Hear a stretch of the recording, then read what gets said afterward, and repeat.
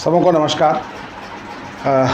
आज हम सभी लेकर के अकाउंट्स चैप्टर के सबसे 12th के सबसे लास्ट चैप्टर जो है अकाउंटिंग रेशियो वो लेकर के मैं आया हूँ।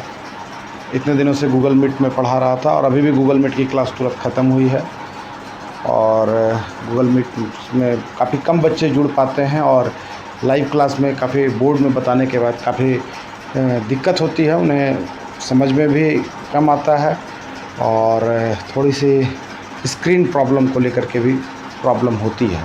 तो मैं फिर से रिपीट वीडियो बना दे रहा हूं जिससे आप लोगों को समझने में दिक्कत ना हो और इसी तरह से मैं कोशिश करूंगा कि छोटी छोटी वीडियो बना के आपको देता रहूं और इससे संबंधित जो नोट्स होगा वो भी आपको दूंगा। आप उसे प्रिंट आउट करा लें या उसको आप लिख लें तो सबसे बेहतर होगा। आपके लिखने की भी हैबिट बनेगी और आप समझ भी पाएंगे। प्रिंट आउट करा लेना ठीक है, 2 रुपया 4 रुपया खर्च होगा, आसान हो जाएगा, लेकिन आपकी जो हैबिट है वो नहीं बन पाएगी। तो कोशिश करें नोट्स को आप अपने हाथों से लिखें और बुक्स जो लोग नहीं लिए हैं अभी तक बुक्स ज़रूर लें। अकाउंटेंसी का तो कम से कम बुक्स ले लें। देखिए एस के सिंह का ये बुक्स है, तो जिनके पास नहीं है वो कम से कम बुक ख़रीदें। अकाउंट्स का एक बुक ज़रूर खरीद लें। थ्योरी पेपर जो है वो आप अगर नहीं ले सकते हैं तो संपर्क करेंगे तो मैं नोट्स आपको अवेलेबल करा दूंगा। आपको आना पड़ेगा, बैठना पड़ेगा, लिखना पड़ेगा, ठीक है। आप चाहिएगा कि मैं आपको दे दूं और आप उसको जेरॉक्स करा लें तो ये पॉसिबल नहीं है। उस तरह से मैं नोट्स नहीं दूंगा। हाँ, थ्योरी पेपर का, बिजनेस स्टडी, इकोनॉमिक्स, इन सबों का भी मैं वीडियो छोटा छोटा बना के डाल दूँगा। आप उसको देखकर समझिए, पढ़िए। चलिए, तो आज हम लेकर के आए हैं अकाउंटेंसी का लास्ट चैप्टर अकाउंटिंग रेशियो। इसी को हम लोग रेशियो एनालिसिस भी कहते हैं। अकाउंटिंग के बारे में तो आप जान रहे हैं, 11th से आपने अकाउंटिंग पढ़ना शुरू कर दिया है, अकाउंटेंसी आप पढ़ रहे हैं। तो विभिन्न प्रकार के जो भी वित्तीय लेन देन होते हैं उसका जो रख रखाव हम करते हैं, ठीक है। वित्तीय लेन देनों का जो अलग अलग खाता बनता है, जो बुक्स बनता है, ठीक है, सेल्स बुक, परचेज बुक, ठीक है। तो ये जो भी हम सही तरीके से उसके रख रखाव करते हैं, जो अकाउंटिंग, वही अकाउंटिंग कहलाता है। रेशियो क्या हो गया? रेशियो के बारे में आपने 5वीं 6वीं कक्षा में पढ़ी होगी। रेशियो प्रोपोर्शन, अनुपात समानुपात। और जो बच्चे 11th में बिजनेस मैथमेटिक्स रखे हैं उन्होंने रेशियो प्रोपोर्शन पढ़ा है। तो रेशियो समझ सकते हैं। रेशियो को हम लोग 3 भाग में विभाजित करते हैं। रेशियो का सिंबल क्या हो गया? ये 2 बिंदी देते हैं, ये इसका सिंबल हो गया, ठीक है। तो कोई 2 संख्याओं का जब हम तुलनात्मक अध्ययन करते हैं, ठीक है, उसका जब कुछ निष्कर्ष निकलता है वही रेशियो है।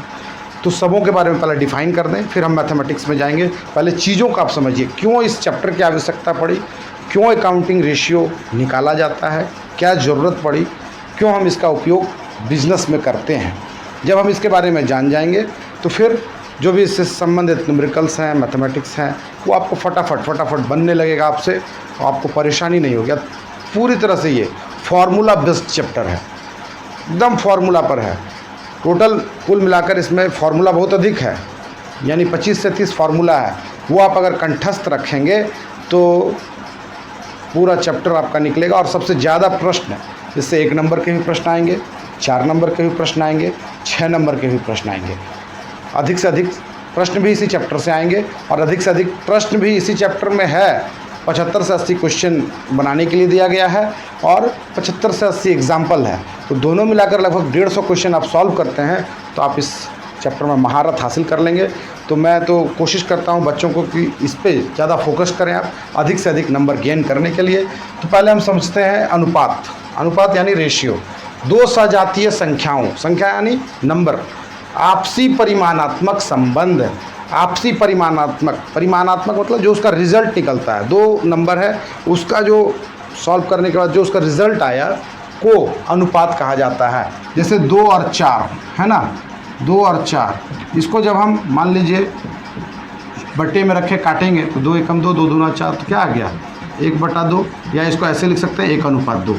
तो ये जो संबंध है इन दोनों का, यही क्या कहलाता है? अनुपात कहलाता है, ठीक है। इसको हम प्रतिशत में भी कर सकते हैं। चलिए अब आ जाइए विश्लेषण, एनालिसिस। ऐसे तो विश्लेषण आप शब्द सुने होंगे कई बार, लेकिन यहाँ विश्लेषण का अर्थ कुछ और है। ठीक है। एक जी न्यूज़ में आता है DNA, यानी डेली न्यूज़ एनालिसिस, यानी दिन भर की जो बड़ी खबरें हैं उन खबरों पर एनालिसिस, यानी उस पर मैं विश्लेषण, चर्चा, ठीक है, क्या होना था, क्या हुआ, ऐसा करते तो क्या होता, ठीक है, नहीं करते तो क्या होता। तो वही एनालिसिस हुआ। चुनाव में जब पार्टियां चुनाव लड़ती हैं तो उससे पहले वो उनकी भी एनालिसिस होती है कि इस कैंडिडेट को खड़ा करें तो क्या होगा, इस कैंडिडेट दूसरे कैंडिडेट को खड़ा करेंगे तो क्या होगा। आप लोग भी गांव, शहर, बाज़ार, चौक चौराहों पर भी लोग चर्चा करते हैं चुनाव को लेकर के, हाँ, कि कहाँ कौन सी पार्टी जीतेगी, कौन हारेगा, बीजेपी जीतेगी, बीजेपी की सरकार बनेगी कि कांग्रेस की बनेगी। तो इस तरह की चर्चाएं जो होती है तो वही एनालिसिस है। तो उसी तरह प्रकार से मैथमेटिक्स में भी, इसमें भी जब हम एनालिसिस करते हैं, यानी क्या है, दो या दो से अधिक संख्या, दो रहे या दो से अधिक संख्या, नंबर, कोई भी दो से अधिक नंबर के मध्य संख्यात्मक, उनके बीच संख्यात्मक यानी न्यूमेरिकल संख्यात्मक संबंध का परीक्षण करना, उसके उस दो या दो से अधिक संख्याओं के मध्य संख्यात्मक यानी न्यूमेरिकल नंबर के रूप में उसका जो रिजल्ट आएगा नंबर के रूप में, ठीक है। बोलते हैं ना कि भाई बहन में कैसा संबंध है, भाई बहन में बहुत अच्छा संबंध है, और दोनों में जब झोंटा झोटी हो गया, लड़ाई हो गया तो कैसा संबंध हो गया, हाँ, तो कहते हैं कि नहीं, दोनों में बहुत झगड़ा होता है, नहीं पटता है। पति पत्नी में कैसा संबंध है, खूब मीठा मीठा बात किए तो बहुत अच्छा संबंध है, और दोनों में जब तना तनी हो गया तो बोले नहीं, दोनों में बात नहीं होता, झगड़ा हो गया। तो वही संबंध, तो यहाँ भी संबंध है। तो दो संख्या के बीच का संबंध किस रूप में, तो संख्यात्मक, संख्या के रूप में, जब उसका रिजल्ट नंबर के रूप में ही आए, दो से दो प्राप्त करना, ताकि कोई अर्थपूर्ण निष्कर्ष निकाला जा सके, विश्लेषण कहलाता है अर्थपूर्ण निष्कर्ष। अर्थपूर्ण का मतलब क्या हो गया कि उसका कुछ उपयोगिता हो, वो जो नंबर आया उससे हम कुछ उसे उपयोग में ला सके, उससे कोई डिसीजन ले सके। जैसे बिजनेस में तो बहुत सारा चीज़ होता है, ठीक है, कभी हमको लॉस भी लगता है, कभी प्रॉफिट भी होता है, कभी बहुत प्रॉफिट होता है, हाँ, कभी कभी क्या होता है बिजनेस पूरा डूब ही जाता है, हाँ। तो वो चीज़ जब पता लगाने के लिए क्या होता है तो वही विश्लेषण किया जाता है उसके लिए। अब आ जाइए अनुपात विश्लेषण। अब दोनों चीज़ का एक साथ संयोग जब आया तो अनुपात विश्लेषण क्या है, अनुपात विश्लेषण से अभिप्राय वित्तीय विश्लेषणों से है। किससे है, वित्तीय विश्लेषणों, यानी फिनेंशियल एनालिसिस जितना भी है वो सब किस में आता है, अनुपात, वित्तीय विश्लेषण पर आधारित अनुपात को अनुपात विश्लेषण से अभिप्राय वित्तीय विश्लेषणों से है, यानी जो भी फिनेंशियल डिसीजन आएगा वही अनुपात विश्लेषण कहलाएगा। और ठीक उसके नीचे हम आ जाएंगे क्या, लेखांकन अनुपात, जो चैप्टर का नाम है, अकाउंटिंग रेशियो क्या है, तो वित्तीय विश्लेषणों, यही यानी यहाँ जो वित्तीय विश्लेषण आया, जो भी फिनेंशियल एनालिसिस आया, उसको जब हम अनुपातिक तौर पर लिखेंगे तो वही क्या हो जाएगा, लेखांकन अनुपात या वित्तीय अनुपात, ठीक है। वित्तीय विश्लेषण जब हम निकाल लें कि टोटल साल का प्रॉफिट इतना है मेरा, ठीक है, टोटल साल में जो है मेरा एक्सपेंस इतना है, ठीक है, टोटल इनकम इतना है, उस हिसाब से जब हम बनाएंगे तो प्रॉफिट है कि लॉस है, फिर जब उसको अनुपात के तौर पर ले आएंगे तो वही हो जाएगा क्या, लेखांकन अनुपात, ठीक है। अब आ जाइए, इस अनुपात को निकालने का तरीका 3 तरीका से होता है। मेथड्स ऑफ एक्सप्रेसिंग रेशियो, ठीक है, कौन कौन सा, शुद्ध अनुपात जिसको कहते हैं प्योर रेशियो, प्योर रेशियो जैसे करंट एसेट्स और करंट लायबिलिटी कितना है इस रूप में लिखना है। दूसरा क्या आता है, प्रतिशत यानी परसेंटेज के रूप में। और तीसरा क्या है, दर अनुपात या गुना, दर यानी रेट, रेट के रूप में, या टाइम्स लिखते हैं ना, ये उससे 3 गुना बढ़कर पिछले साल से 3 गुना अधिक प्रॉफिट हुआ, हाँ, तो इस रूप में, ठीक है, प्रतिशत के रूप में भी, टाइम्स के रूप में भी, और क्या बोलते हैं ये अनुपात के रूप में भी। ये प्योर रेशियो का सिंबल यही है, इस रूप में भी। ये तीनों तरीका से क्वेश्चन आपका आएगा, तीनों तरीका से आपको आंसर फिर निकाल देना है, वो बताएंगे, उसका सारा चीज़ का मेथड है, सारा चीज़ का फॉर्मूला है। अब जान लीजिए ये बनाने की आवश्यकता क्यों पड़ी, क्या इसका ऑब्जेक्टिव क्या था और उद्देश्य क्या था। तो मुख्य 8 उद्देश्य हैं, ये आपको ध्यान में रखना है। मान लीजिए क्वेश्चन आता है, आप मैथ नहीं बना पाए, तो इससे संबंधित थ्योरी भी रहता है, आप अगर इसको भी लिख दीजिएगा अच्छा से तो आप बाजी मार दीजिएगा। तो जान लीजिए उद्देश्य समझ लीजिए, संस्था की लाभदायकता की माप करना, संस्था की लाभदायकता की माप करना। संस्था की लाभदायक, संस्था क्या हो गया, कोई भी फर्म, कोई कंपनी, ठीक है, मान लीजिए जैसे कि कोई स्कूल, कोई कॉलेज, ठीक है, कोई हॉस्पिटल, बड़ी संस्था जहाँ अधिक से अधिक लोग काम करते हैं, ठीक है, या तो सेवा भाव से या मजदूरी के रूप में या लाभ के रूप में, जिस रूप में हो, ठीक है। तो उसकी लाभदायकता यानी प्रॉफिटेबिलिटी के लिए, यानी वो प्रॉफिट कमाने के लिए उसकी प्रॉफिट की माप करना यानी वैल्यू लगाना कि प्रॉफिट हो रहा है कि नहीं हो रहा है, ये निकालने का उद्देश्य क्या है? सबसे पहला संस्था की लाभदायकता यानी प्रॉफिट बिजनेस में हो रहा है कि घाटा हो रहा है, ये हमको पता करना है। दूसरा, व्यवसाय की परिचालन कुशलता निर्धारित करना। परिचालन कुशलता यानी व्यवसाय परिचालन कैसा चल रहा है, इफेक्टिव तरीके से चल रहा है या फिर डिफेक्टिव, कुशल अच्छे तरीके से या फिर कुछ कमी है, कोई प्रॉब्लम है, आगे चल के कोई कठिनाई आ सकती है, हाँ कोई बड़ा घटना घट सकता है, तो उस चीज़ को हमको पहले क्या कर लेना है? सुधार कर लेना है, तो वो चीज़ की जानकारी प्राप्त हो जाती है। तीसरा है व्यवसाय की शोधन क्षमता का मूल्यांकन करना यानी सॉल्वेंसी। हम यानी व्यवसाय की शोधन क्षमता सॉल्वेंसी जो है, कहीं से हम ऋण वगैरह लिए हैं तो वो हम उसको चुका पाएंगे कि नहीं समय पर, या फिर हमारा व्यवसाय डूब जाएगा और लोन भी हमारे ऊपर रह जाएगा, ऐसा नहीं होना चाहिए, तो वो भी पता चलता है, ठीक है, उसकी भी ज़रूरत पड़ती है।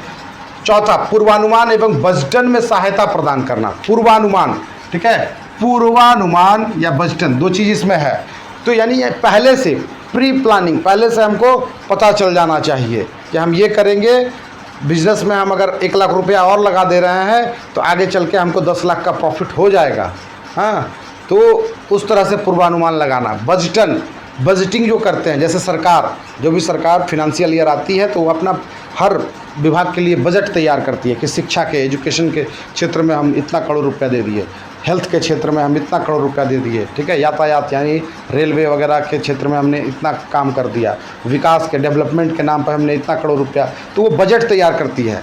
तो उसी प्रकार से बिज़नेस में भी जो भी बिजनेसमैन होते हैं अच्छे, उनकी जो मैनेजिंग कमेटी होती है वो बजट तैयार करती है कि हम किस क्षेत्र में क्या ज़्यादा से ज़्यादा हम उत्पादन करें जो हमें अधिक लाभ हो।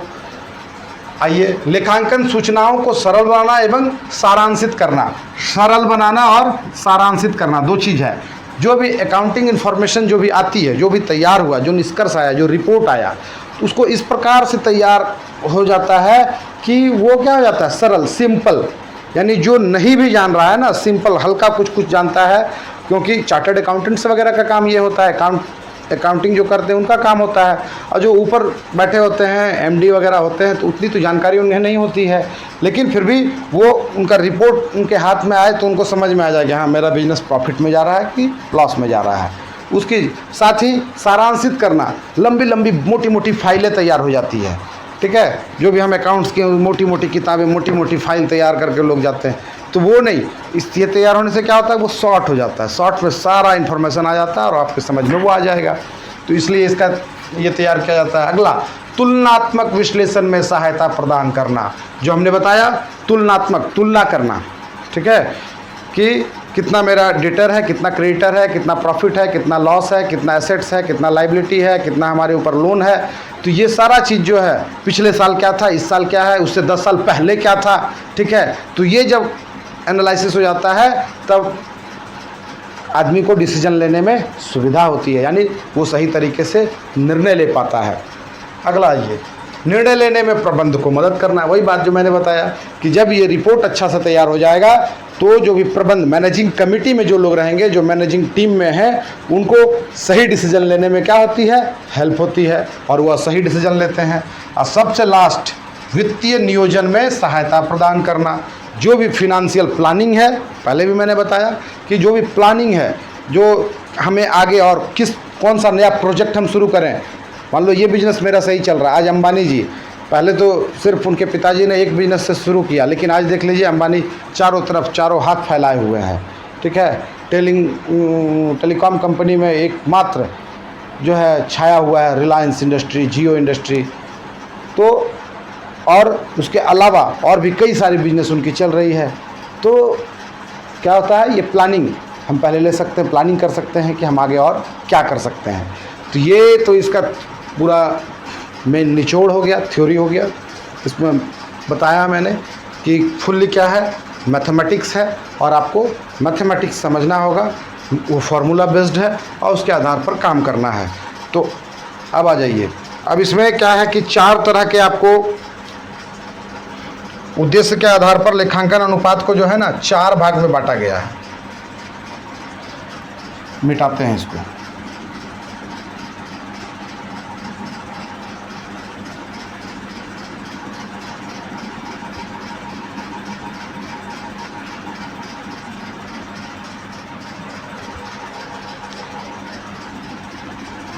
लिख सकते हैं उद्देश्य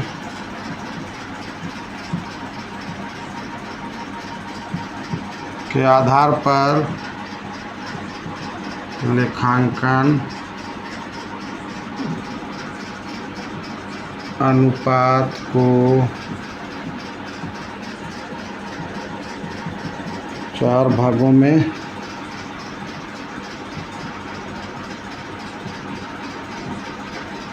बांटा गया है।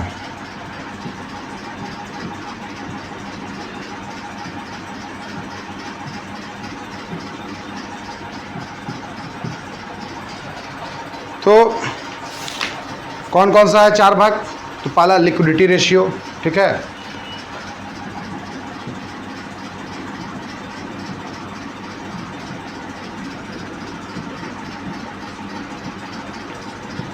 तरलता अनुपात कह सकते हैं, लिक्विडिटी रेशियो, तरलता अनुपात।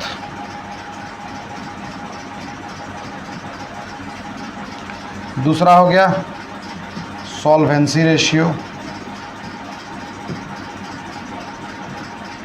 इसको कहते हैं शोधन क्षमता अनुपात। तीसरा हो गया एक्टिविटी रेशियो,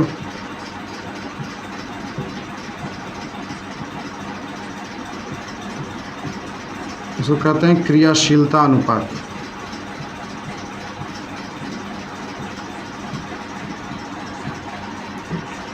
और चौथा हो गया प्रॉफिटेबिलिटी रेशियो।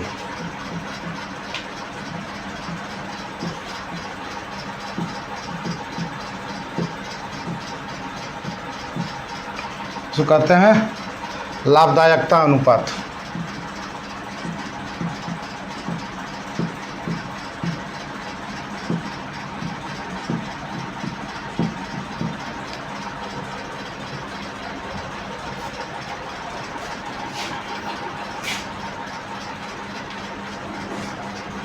मैं खुद अपने बंधन में बंध गया, माइक के तार में फंस गया।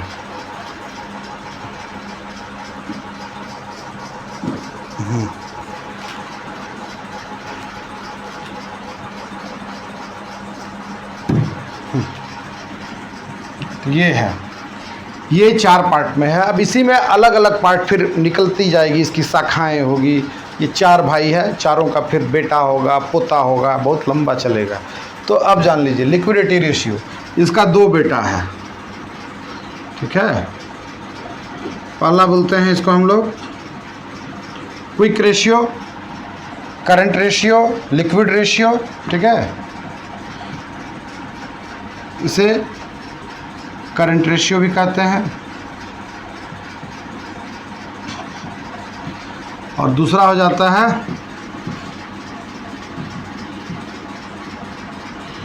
लिक्विड रेशियो और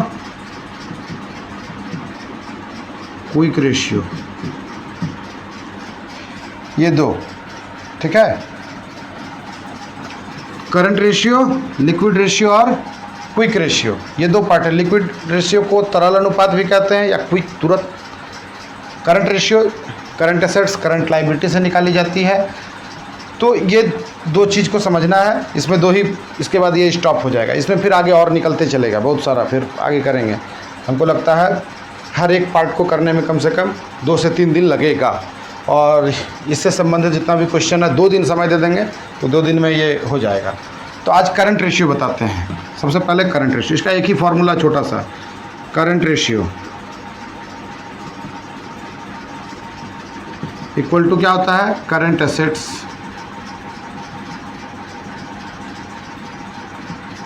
बटा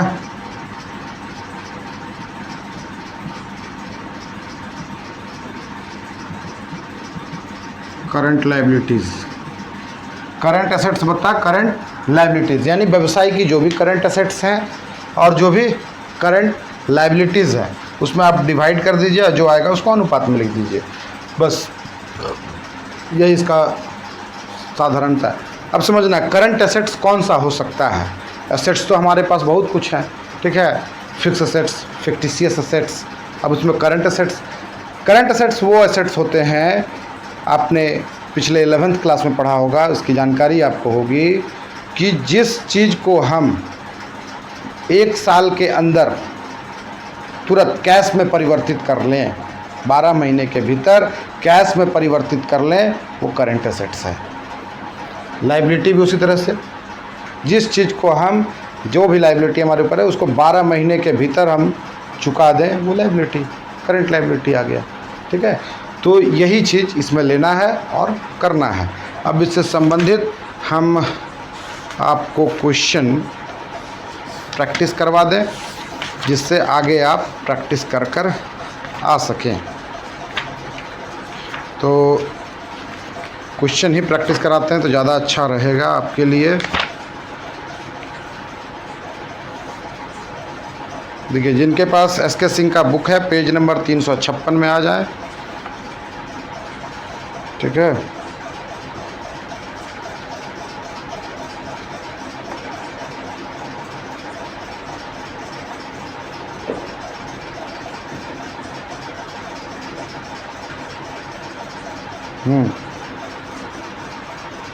page number 356, question number 1, page 356, question number 1 आपके बुक में है। 2 चार्ट बना हुआ है, करंट एसेट्स का और करंट लाइबिलिटी का। हमको निकालना है, इसमें करंट रेशियो निकालना है, ठीक है। From the following information calculation current ratio, particulars में दोनों साइड दिए हुए हैं। तो जो है, जैसे inventory, debtor, cash and bank balance, fix assets, तो ये 4 चीज़ जो यहाँ पर है, तो inventory, debtor, cash and bank balance, ये 3 चीज़ आपका क्या हो जाएगा, करंट एसेट्स में हो जाएगा। तो पहले आप लिख लीजिए करंट एसेट्स में कौन कौन आ जाएगा। करंट एसेट्स में आ जाएगा आपका inventory, debtor, cash and bank balance. Inventory, debtor, cash and bank balance, ठीक है। अब इन्वेंट्री कितना का हो जाएगा, 12,000, 8,000, 2,500, 12,000, 8,000 और 2,500 है ना, 2,500। टोटल को जोड़ लीजिए, 12, 8, 20, 2, 22, 500 हो गया। उसके बाद करंट लाइबिलिटी, करंट लाइबिलिटी में क्या क्या आ जाएगा, trade creditor, bill payable, provision,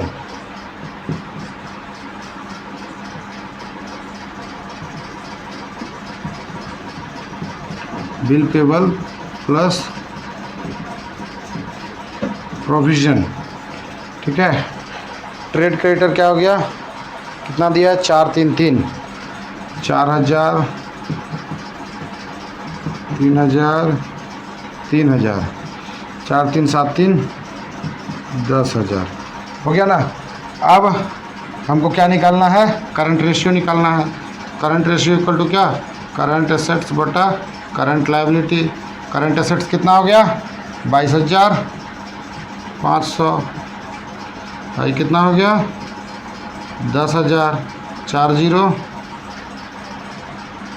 ये 2 0, तो रुकिए, कटेगा तो नहीं ना पूरा, 2 0, यहाँ नीचे 4 0, 1 2 1 2, 2 0 2 अंक के बाद पॉइंट, तो क्या हो जाएगा 2.25:1, ये रेशियो हो गया करंट रेशियो। 2.25 अनुपात 1, ये अनुपात करंट रेशियो का आ गया। तो ऐसे ही तमाम क्वेश्चन आपके बनेंगे, आप बनाकर लाइए, प्रैक्टिस कीजिए, ठीक है। आगे फिर हम सारा क्वेश्चन को हम रिवाइज करा देंगे।